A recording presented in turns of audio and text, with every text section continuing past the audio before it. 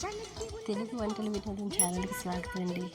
ఈరోజు ఈజీగా egg rice అండి. ఎగ్ రైస్ చేయని వాళ్ళు ఎవరు లేరు, అందరూ చేస్తారు. కానీ ఇందులో చూడండి, నేను కొన్ని కూరగాయలు కూడా యాడ్ చేస్తున్నానండి.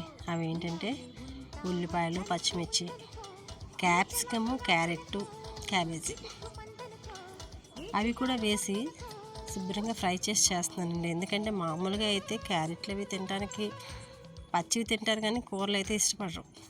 అలాంటివి ఇలాగ వేసి కూడా వెంటనే స్కూల్ నుంచి వచ్చిన వెంటనే వీళ్ళకి చేసి పెట్టామనుకోండి ఇంట్రెస్ట్, లేదా బాక్స్ కానీ మనకు వస్తుందండి, చక్కగా చేసి పెట్టేయచ్చు.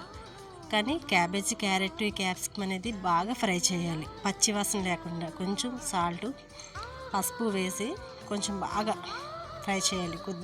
అవి బాగా మగ్గడానికి కొంచెం టైం పడుతుందండి.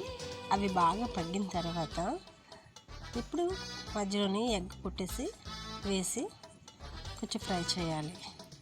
ఎగ్ కూడా సెంటర్లో వేసేసి పైన కూరగాయలు వేసి పెట్టారనుకోండి, అది కూడా బాగా మగ్గుతుందండి. ఇందులోని కొంచెం నేను అల్లం వెల్లుల్లి పేస్ట్ యాడ్ చేస్తున్నానండి, ఎందుకంటే ఆ కూరగాయలు చప్పదనం అనేది రాకుండా ఉండటానికి. ఇప్పుడు కొత్తిమీర, కరివేపాకు వేసి బాగా కలుపుతున్నాను.